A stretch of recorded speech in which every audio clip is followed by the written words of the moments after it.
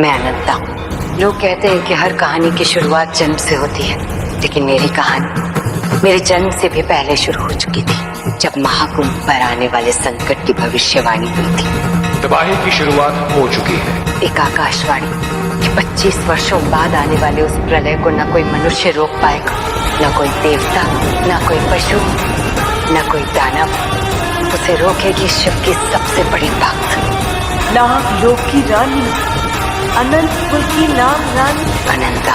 लेकिन मुझे क्या पता था कि वो अनंता मैं हूँ। मेरे लिए तो जिंदगी बहुत साधारण थी।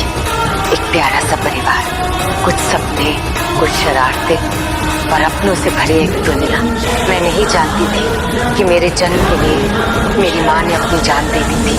मैं नहीं जानती थी कि मेरा नाम, मेरी पहचान, यहाँ तक कि मेरा भाग्य भी मुझसे छुपाया गया था। मैं नहीं जानती थी कि मेरे भीतर एक ऐसी शक्ति सो रही जो पूरे नागलोक का भविष्य बदलने वाली थी। फिर समय ने करवट ली। 25वां वर्ष आया और मेरे भीतर कुछ बदलने लगा।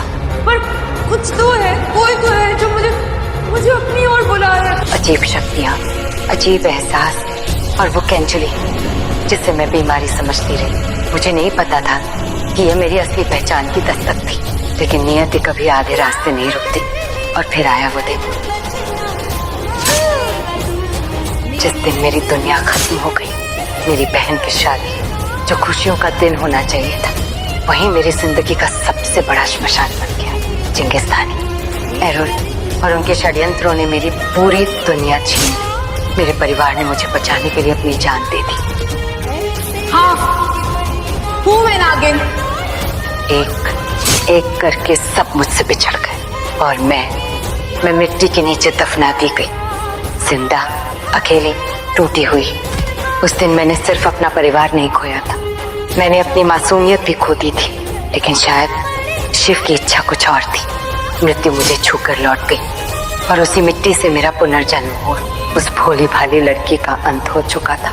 अब मैं लौट रही थी अपने दुश्मनों के बीच, उनकी दुनिया में, उनके नियमों से उन्हें हराने।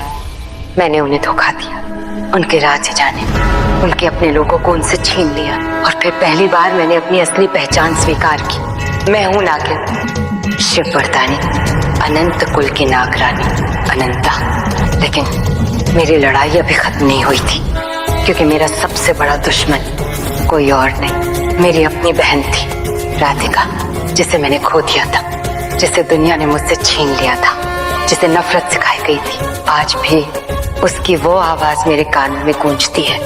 अपनी ही सगी बहन से नफरत करती हूँ। उसकी नफरत में भी मुझे अपना बचपन दिखाई देता था, क्योंकि मैं जानती थी राधिका बुरी नहीं थी, उसके साथ बुरा हुआ था।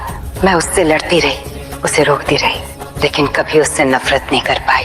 शायद इसलिए क्योंकि वो मेरे परिवार की आखिरी निशानी थी। और इसी अंधेरे सफर में मुझे प्यार मिला, आर्यमान। पहले गलतफहमियां थी, फिर दूरियां थी, फिर किस्मत थी, और फिर वो एहसास जो हर लड़ाई को थोड़ा आसान बना देता है। हम दोनों कई बार टूटे, कई बार बिछड़े, कई बार दूसरों ने हमें अलग करने की कोशिश की, लेकिन कुछ रिश्ते किस्मत नहीं, संघर्ष लिखते हैं, और हमारा रिश्ता उन्हीं में से एक था।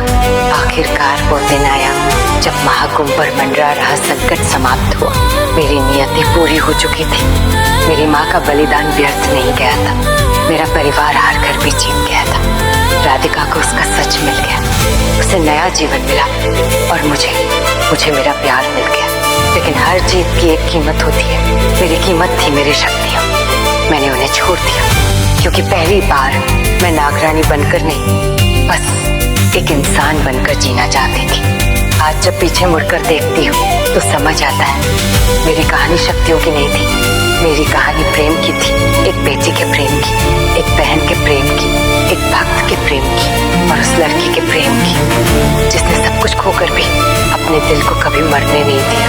मैं अनंता हूँ, और यही मेरी कहानी है।